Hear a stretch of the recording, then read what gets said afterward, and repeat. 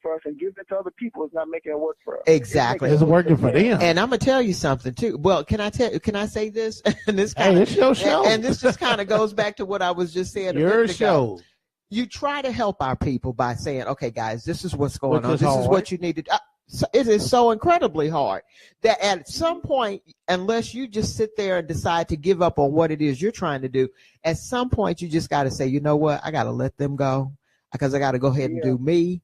And then when you finish doing you and you blow up, then they get mad at you because you forgot. You didn't tell them how you did. And it's like, I tried to tell you, but you didn't want to listen. They didn't want to come along for the labor. They want to wait till the labor's done. Come on now. Jump on the success. Oh, hey, man, I didn't know it was going to turn out that way. Exactly. Well, maybe if you rolled that arm sleeve up and got busy and helped me work.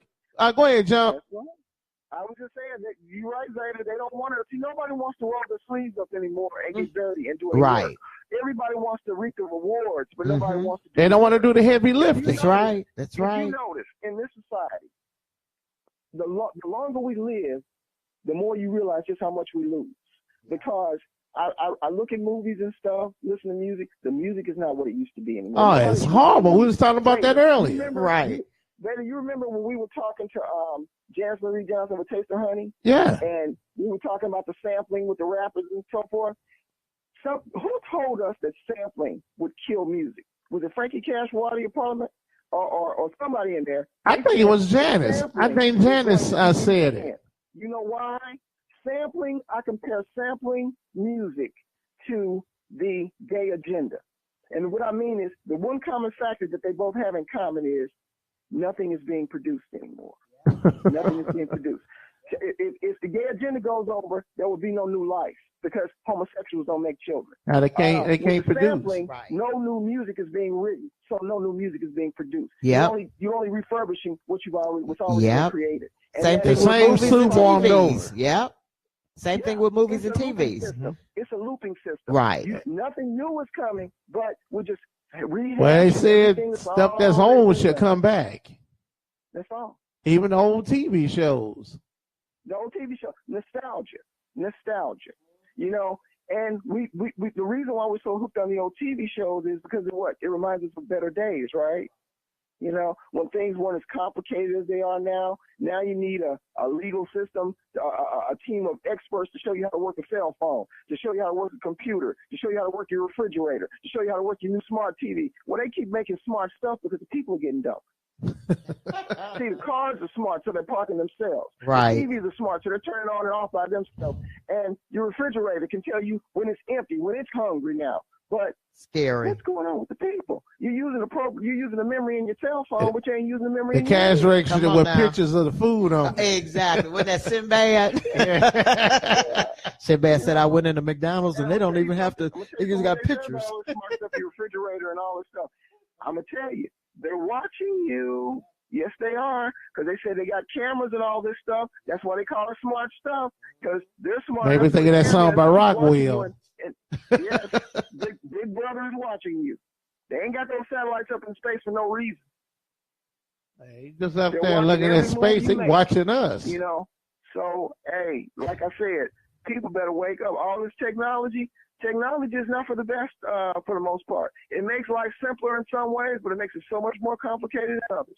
And the greater the technology, the less manpower you have. So what that means is, whereas it may have taken 100 people to do a job at one time, technology becoming what it is and becoming greater, it only takes one person to push a button. Yeah, so that means there's 99 jobs we lost. Yep, exactly. Okay, and I'm gonna give you a prime example of that, Jump Street. When I did my podcast, I didn't have all this. I had a virtual studio to actually work from. So instead of having somebody here to do this and take care of that, it was just down to me. Technology allowed me to do that all by myself without having to have outside help.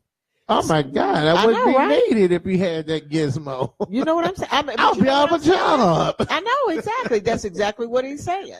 So, and that's why I don't understand when I see these black folks, and this is what makes me mad with my people. I'm gonna be real honest with you. Anybody that knows me will say, "Oh Lord, here she goes again." But it's the truth. You know you're miserable. You're at your job. You've been there 100 years. You're miserable. You ain't making no more money. You know you can't move up. And instead of you trying to find something else because you've had a marketable skill that you've been using for years, you rather sit there and complain on that job than try to find you something else. What's up with that?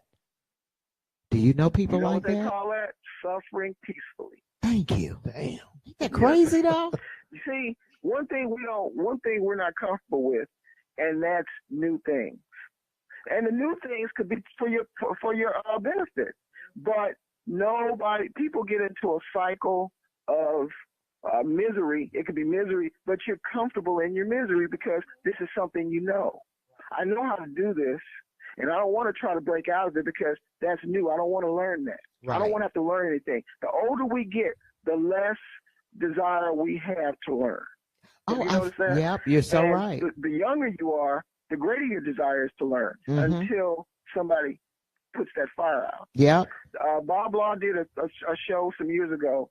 He said, do you know how kids are really eager to go to school, because you see your brothers and sisters going to school. I can't wait till I go to school and I'm going to make friends. Okay. That only lasts until about the 5th grade. Right.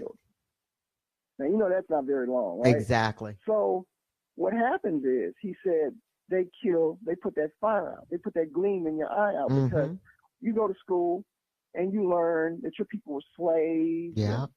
You learn that all the great people were white people. And you're like, wait a minute, what's going on with this? And it kills your desire. Mm-hmm. Yeah. It's a systematic process. That's why I don't care what anybody says. Black people couldn't be racist if they wanted to be. Exactly. Because you don't play a part. We don't have the power. Well, we do play a part, but let me say this.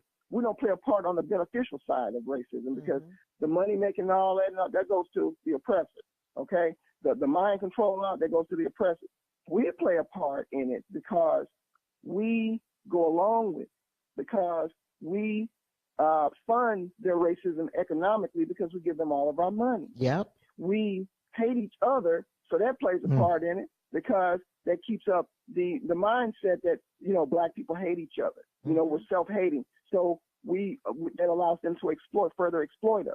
So I'm saying we play a major part in it, but, we don't benefit from it. There's no beneficial factor in racism that applies to black people. Absolutely. That's why you cannot be racist. You might even want to be racist, but you're not. We're very prejudiced, especially towards each other, but you don't benefit from racism. That's like the three of us saying that we were military veterans, so we're going to try to get military benefits, but we never been in the military. Right. How you going to benefit from something that you didn't take part in? Come on now.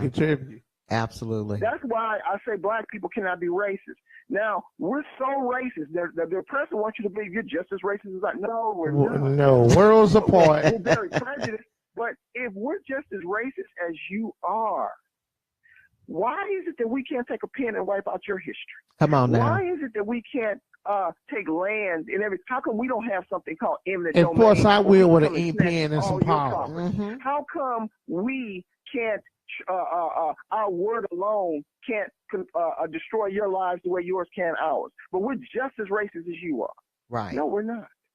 We're not racist at all. No, because we have no power. We don't have the power. Exactly. Racism is prejudice plus power. We got the prejudice down pat. But we don't have the power. But the power part, we're sorely lacking in that department. Right. Now, can I share this with you before we take a commercial break, a station break here? Check this out. Now, after Obama got elected in 2008, this was a conversation that I had with one of my white managers at one of the library. Probably one of the same ones I've had. He said, "Oh my God, this is fantastic. Now maybe the gays will be able to get civil rights." I said, whoa, slow your roll, Bo. So he said, what? Some of them stepping on us. Sweetheart, that is not a civil rights issue. No, it's not. And he looked at me. I mean, and this is an educated man. Do you hear me? And he said, Lynda, what do you mean that's not civil rights? He said, they're being discriminated against just like you guys are. I said, not at all. Here's the difference. You deny me because as soon as I come in that door, you see the color of my skin. And your mind is like, oh, no, I can't have that person up in here. You gay and you white, I have no issue with you until you open your mouth and tell me who you sleeping with. Now, if I decide to discriminate against you about that, then that's a whole different issue. But you did not discriminate against me because I'm white. You discriminated against me because you saw the color of my skin. You didn't discriminate against a white person until you found out who they were sleeping with. Huge difference. They don't see that. Have you guys ran into this? Yeah, I see it. Right. And some of them that are out here gay, I had one as a supervisor at a particular bus company over here who ain't worth 2 dead flies and racist as hell and benefited under the black president. Well, he benefited because that's why they put Obama in there. They didn't put Obama in there to do anything. Thank you. And that's another thing. See, we're so confused and lied to about everything because we actually think we actually put Obama in the White House. No, look, I'm going back to the slave master and taking the chains on the body. Listen. Why would your oppressor put power like that in the hands of the slave? Come on now. Don't you know that if they did that, that you might do something that they actually didn't want you to do? So therefore, we've never elected one president in the history of this country. Right. And I venture to say you never will. Right. Because that's power. Okay? Now, what they do use our votes for is not to elect presidents. Never has been, never will be. I'll stand on that until the end of time. But they want you to think that because they're the masters of making you think something that is not true. Okay? Like that Syrian chemical attack? They do use your electoral vote to pass hidden agenda laws that they do not want you to be aware of. That's right. Read the fine print, people. Okay? Exactly. Because you look up one day and you say, man, where did this law come from? I don't remember voting for this. Well, you voted for it. You just didn't know it. Exactly. Because whenever you voted for the candidate of your choice, whether it's for president, governor, mayor, whatever, they slide that in. You're just picking your poison. Exactly. All right, let's hold that thought. Jump Street, hold that thought. We're going to take a quick commercial break. You're listening to Sunday Brunch with Lynda D Brown on Ferguson Hot Talk Radio FM and Ferguson USA HotTalkRadio.com. All right, so let's hear from my boy today. Haven't heard from him today. See if I can get this to play. Oh my God! Oh man! I know this muscle bound fella is. Cryptocurrency is. Hey, Jump, Tank is her boy, man. I knew it.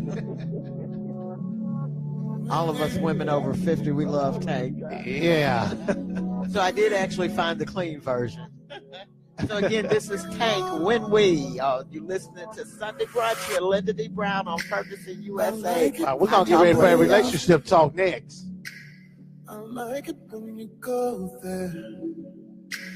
I like the way you use it. I like that you don't play fair. Recipe for disaster. When I'm just trying to take my time.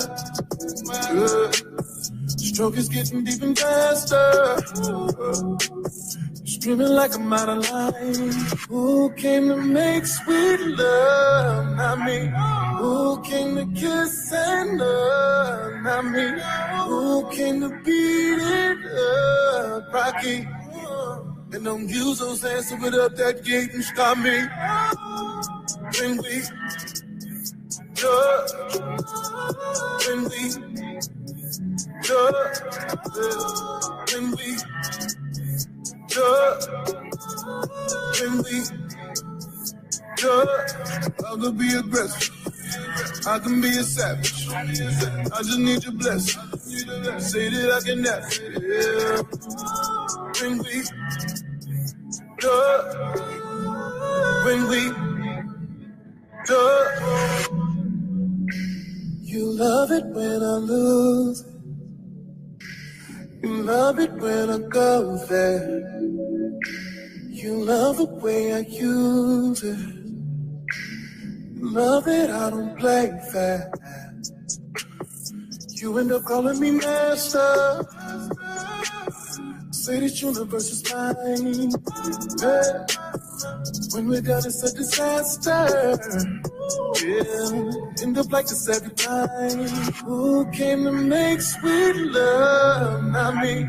Who came to kiss and love? Not me. Who came to be